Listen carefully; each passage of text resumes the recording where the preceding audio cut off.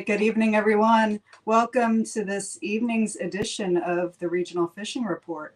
Earlier, we were talking to Captain Weaver, and we were discussing what's going on in the Upper Bay in the Chesapeake, Maryland area. But now we're heading down to Florida at Daytona Beach to speak with Captain Jamie. Captain Jamie, what's going on? Hey, good evening. How you guys doing? Thanks again for having me. I'm doing pretty well. Awesome. We're awesome. We really appreciate you taking the time out of your very busy schedule. I know you're tired, so thank you so much. Really appreciate you. No problem. Thanks for having me. So Captain Jamie is with Yellow Dog Fishing. Can you tell us a little bit about your charter service and what other services you offer? Sure. So I own and operate Yellow Dog Fishing Charters. We're in the southern part of Daytona Beach, Florida. We fish the Ponce Inlet area, which is again the southern part of Daytona. We fish up and down the beaches, chasing a variety of fish. We fish in the Halifax River. Um, and then we have the charter business. We also have a bait and tackle shop that we sell a variety of live bait, tackle, apparel, just about anything you need to go fishing. And then we have a kayak rental business, charter business, tour guide business as well. Mm-hmm. Yeah, very unique. I love that you offer a wilderness and kind of sunset kayak tour on top of your charter business. I would love to do something like that. Yeah, they're pretty exciting. You wouldn't believe the variety of animals we see in them. I mean, you'll see everything from dolphins and manatees, especially manatees this time of the year in the Yeah. summer. But we go in the backcountry. There's wild boar on the banks. There's a black bear. Every once in a while, you'll have a gator swim up to check you out. So pretty interesting. Ooh, what happens? Have you experienced that? I'm sure you have, where you have a gator come up. What do you do? What happens? I mean, they're just curious. Most of them are small juveniles that you really don't have too much to worry about. If you see a bigger gator with its, most likely nesting or something like that, just keep your distance. If you don't Mhm. threaten them, they're not going to be aggressive towards you. Right. Keep on Yeah, moving. yeah. Take a picture and go. Yes. And you mentioned you also have a tackle shop as well. Correct. That is in the northern part of Daytona. Yellow Dog Bait and Tackle. We're kind of uniquely located right at a public boat ramp in a state, or it's not a state park; it's a county park. So that definitely helps bring a lot of business. And then at that facility, that's where we have our kayak rental business and the kayak charters and the sightseeing tours. That's awesome. I love that you are like this full service charter business. And my favorite part, hook and cook. That's correct. Yeah. Tell us about that. So it's something unique. Oh, we momentarily lost Captain Jamie. Let's give him a moment here. Oh, there you Sorry go. about that. I That's okay. apologize. I'm filming on my phone, and somebody was just calling, most likely trying to book a charter. Um, that, that being said, you see hook and cook a lot in areas like the Florida Keys and then the Panhandle, like Destin. The charter captains work with a local restaurant, and really nobody in my area was doing that. So, pretty much since I started running charters roughly 10 years ago, I've always been partnered with a different restaurant. Hurricanes come and go, so a few of the Yeah. restaurants I started with got wiped out or were closed for a while. So, I'm now doing it out of a restaurant called Boondocks in Wilbur by the Sea, Florida. We keep our boat there on the lift right out front. You take you fishing, come back, fillet the fish, feed the scraps to the birds, the pelicans and the egrets and the fish that are there at the fillet table. Then I bag it up, you walk in and they'll cook it however you want it and give you a side, and it's extremely affordable. So it's like full circle kind of experience. You get to catch your fish and then eat it right after, as fresh as it gets.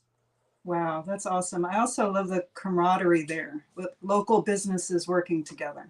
Oh yeah, absolutely. We're all about supporting local businesses and supporting each other, and we have a really good charter community here. We all work together. If I'm booked, I'll send it to another captain, vice versa. We get big groups. We all partner together to split them up between boats. We share information. We work together as a team. Oh, that's awesome. I love that. Really do. So important, right? It's just not about pulling out fish. Oh, It absolutely. transcends the rod. So I love that. That's beautiful. Thank you so much for sharing that. Um, am I missing anything else about your charter business? Not really, other than we're family friendly. We, uh, we mostly run half-day charters. In Florida, it's hot, especially this time of the year in the summer. And people are like, we want to fish all day. I'm like, well, I'm gonna let you know by about noon it's gonna be 96 degrees and you're Mhm. gonna be running out of water. So we run half-day trips. Most of the time they're about 5 hours long, and we don't travel far to our fishing grounds.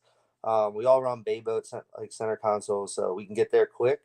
So most of the time during your charter, we're going to be fishing. There's very little travel time, and there's so many spots so close. If we happen to be at a spot and it's not producing, we can pull up the trolling motor and hammer down and get to the next spot in a matter of minutes. So Awesome. That sounds like fun. If anyone wants to book a charter with you, how do they go about doing that? The easiest way is to just go on our website, which is Yellow Dog, but it's spelled DAWG, so yellowdogfishing.com. And there's a place where you can submit a query, like an email. And you send it, it'll have your val or the dates that you're going to be in town and want to go. I'll reach back out to you, or you're more than welcome to give me a call. My phone number is right on the website, or shoot me a text. If it's during the morning hours, text is probably best because I'm most likely on the water. We'll get back to you in the afternoon, go over what we have open, and get you guys set up. Love it. Uh, Awesome. I can Well, also provide a phone number if you like as well. yes, Or please. sure, it's area code 386-366-3424, and again that's 386-366-3424. Okay. We'll have that information up here. We also have the information about the restaurant as well. And definitely connect with Captain Jamie for an amazing time. Check out his website. He has amazing videos on some awesome fish that they were on. We'll show them here in a little bit, as well as some really cool photos as well. But what I'd like to get into is the meat and potatoes of the regional fishing report for your area. So what fish are in season right now? I see that it's redfish, right? Snook, flounder, sheep's head. Are there any other fish, or are those the primary, or am I in the wrong season? Uh, so we catch all the fish you just mentioned all year round. However, in the summer, just like anywhere else, it's seasonal. In the summertime, we mostly focus on the shrimp boats in the area. The shrimp boats come from all over, from Georgia, from the Carolinas, from Louisiana, South Florida, North Florida, right to Daytona Beach, and they drag up and down. It's pretty interesting at night if you're staying in a hotel. The ocean is just lit up with bright lights. But we have these shrimp called they're white shrimp, and they're extremely good to eat. But anyway, not only are they good to eat, there's a ton of fish that are following these shrimp boats while they're dragging their nets. Usually, there's a ton of sharks. And I'm sure you guys will play a video in a moment, but there's a lot of sharks. But in particular, we're targeting the tarpon that are following these shrimp boats. These fish are like dogs. They just follow these shrimp boats while they're pulling, waiting for them to pull up their nets. And Mm-hmm. then what they do is they go through their bycatch. Anything that's not a shrimp, they push it overboard, and it's usually stunned or unfortunately sometimes dead. And these sharks, tarpon, bonita, once in a blue moon, a blackfin tuna will be in there.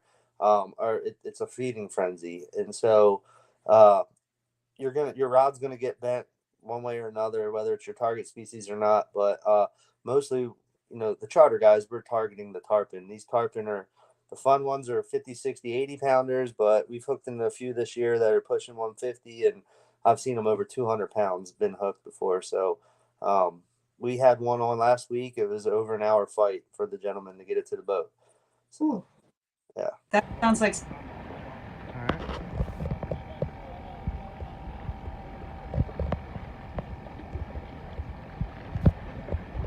It's all sharks. We don't have sound. Oh yeah. Okay. Go ahead and What you're seeing in that video is a bunch of sharks that had just came up because they were throwing bycatch over. Um, I imagine there was hundreds upon hundreds of sharks around us that day. My customers were a little bit nervous. They were asking if we were safe. I'm like, well, as long as you don't fall in the water, you'll be all right. But it's just kind of astonishing or crazy to see that. to even just know that the shark population is that healthy. I know, people talk about them being overfished in certain parts of the world. I'm sure they are, but in our area, there's a healthy shark population, and they're fun to catch. Like they'll wear you out as well. For sure. I had the experience of accidentally hooking into a hammerhead shark while we were in Florida. Definitely a beast, even for its size. But I understand too, there may be some regulations if you're in Florida that you want to check out before pulling in a shark. But they are definitely a fun catch and very unique at different times for sure. Is that your experience too? Yeah, so I personally do catch and release only with sharks. There Mhm. are a few that you can eat. The problem is a lot of them are so similar in appearance, it's hard to tell the difference. Yeah.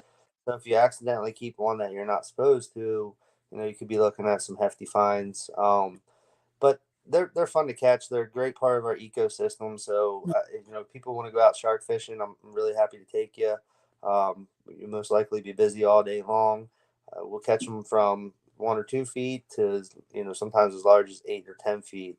And there's a large variety. Everything from Wow. bull. What's that? Wow. Oh, yeah. We have bull sharks. We have these really exciting sharks to catch called spinner sharks. When you hook them, they fly out of the water and spin around, which is pretty cool to see. But yeah, black tips. The list just goes on. Most people don't know this, and I'm not trying to scare anybody out of the water, but Daytona, New Smyrna Beach area is actually the shark attack capital of the world. There's more shark attacks every year in our area than the rest of the world combined. However, there's never been a fatal attack on record. It's usually just a little nip, and you get a cool scar Mhm. to talk about. Yeah, they get a little curious, that's all. Yeah. We want to be careful. So as far as catching them, hmm what's the setup for that on your rods? What does that look like?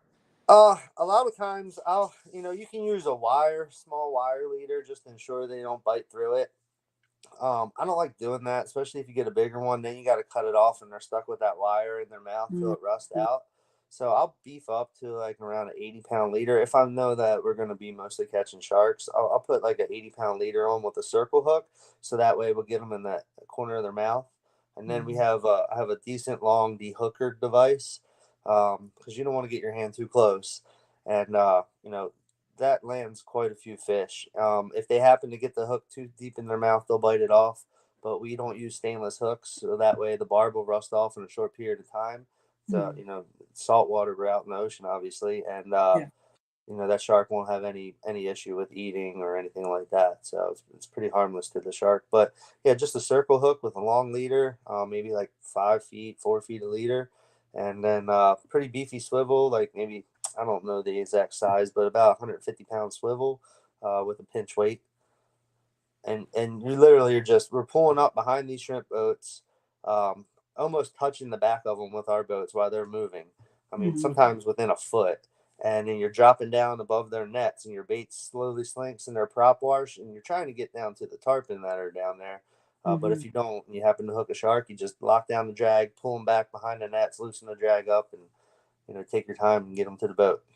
Mhm. A lot of fun. And what kind of bait are you using?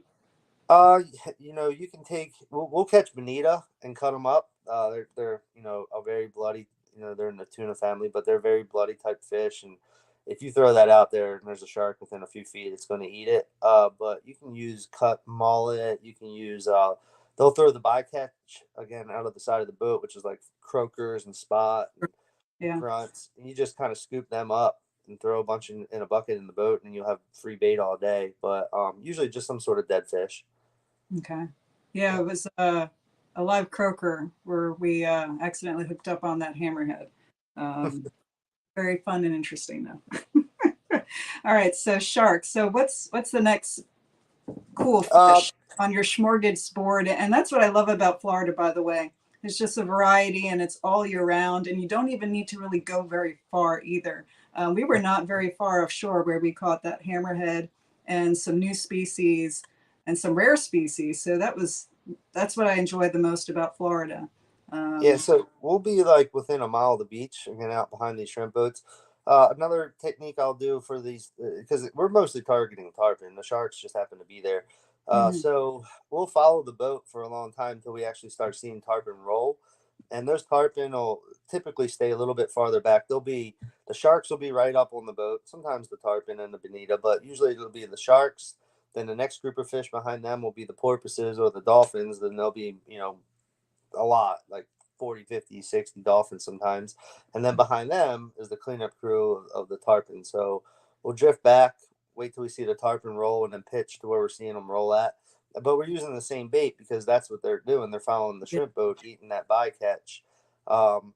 If we can't get them to eat on the live bait, we'll throw like some soft, large plastics at them to try and you're trying to antagonize them to eat it because you're throwing it at them or that school of fish multiple times where finally they just get PO'd and they grab it because you're kind of making them mad. And then even if that doesn't work, sometimes we'll have some liveys with us, which are usually larger sized mullet.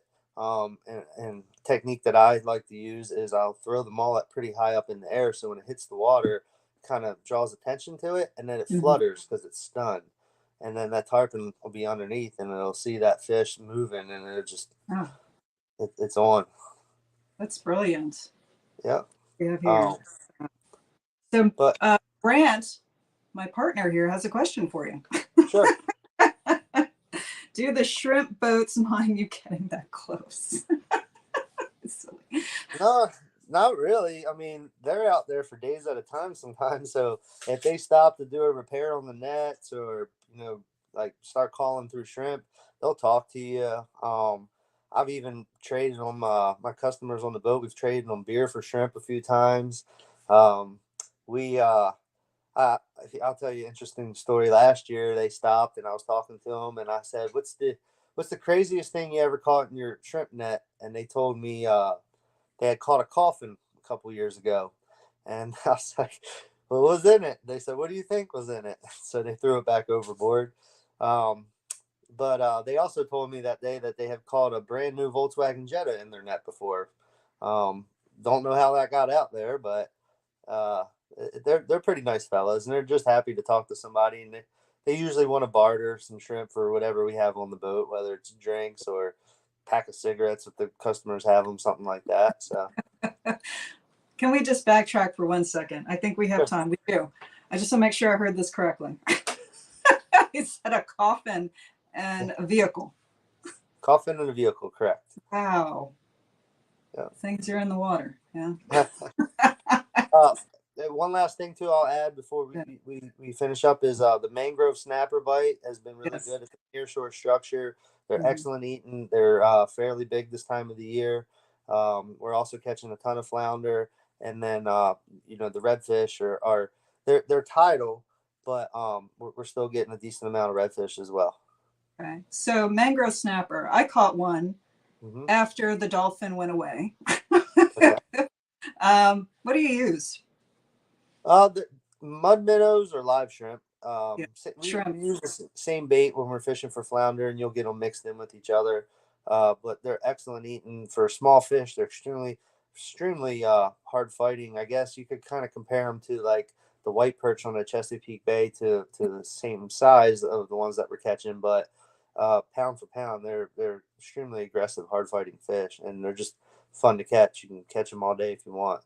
They are. How about is cobia? Cobia. We catch cobia year round. Okay. Cobia migrate through our area in the spring.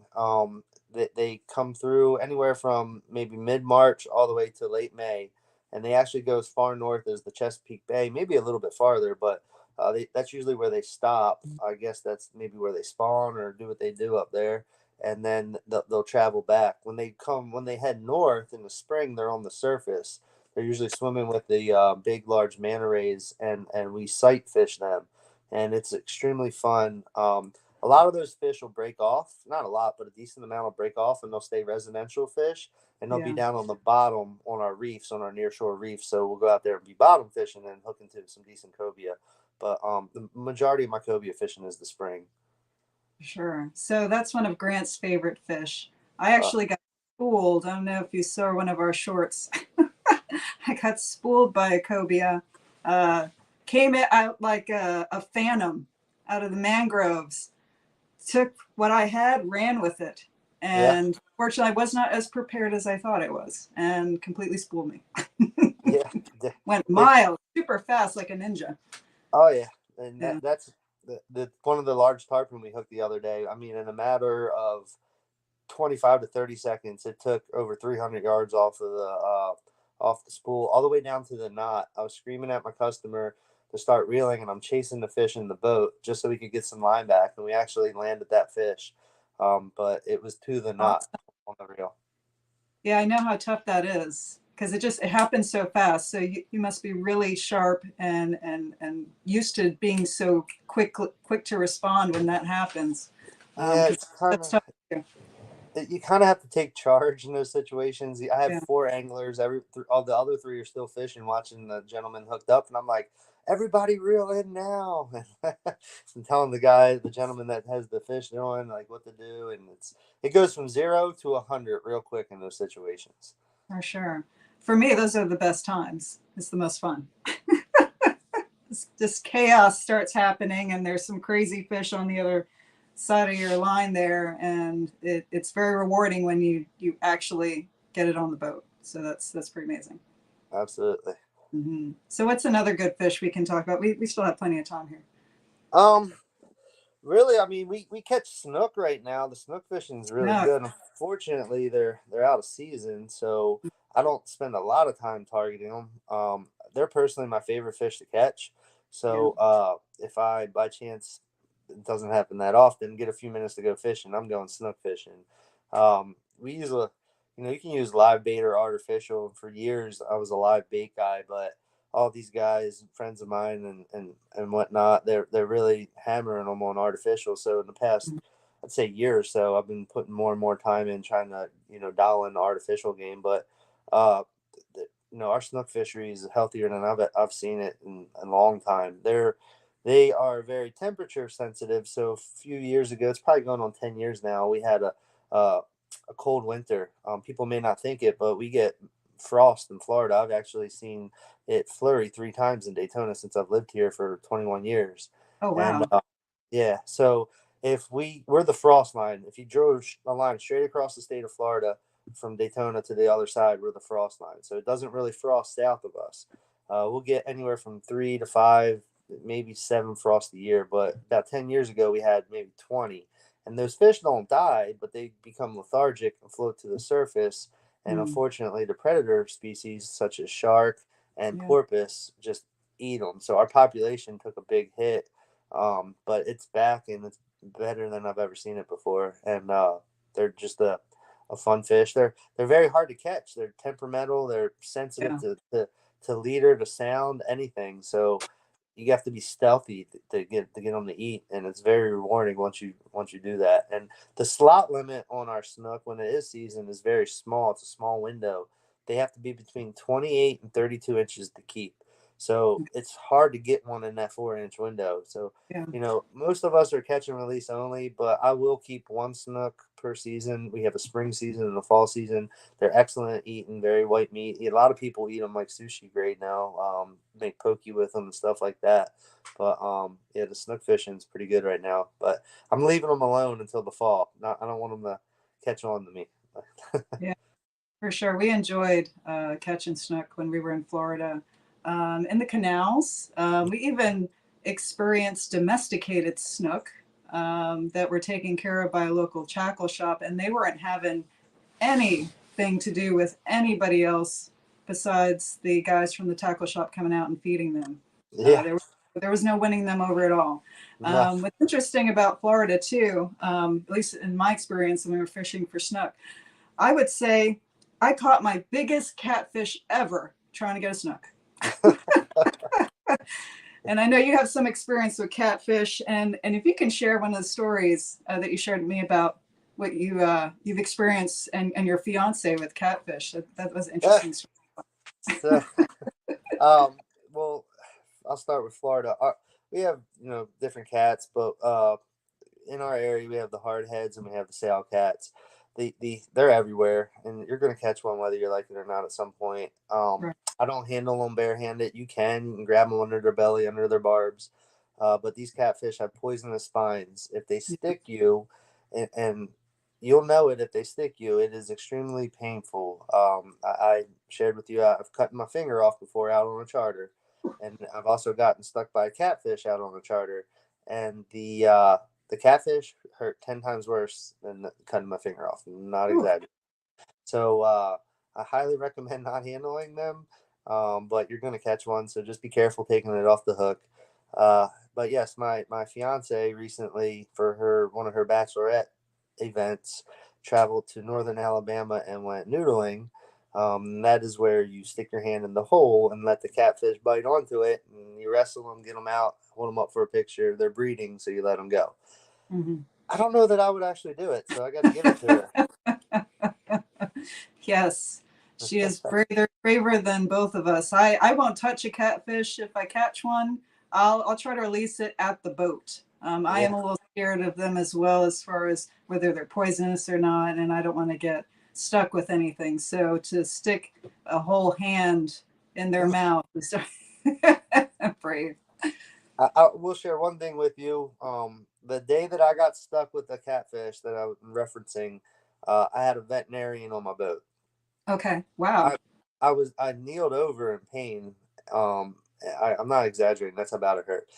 And he didn't believe me. And so he researched it on his phone, and he come to find out the anti-venom to their poison is the slime on their belly. You're supposed to rub it on your finger and then put it where they puncture you, and it's supposed to relieve the pain.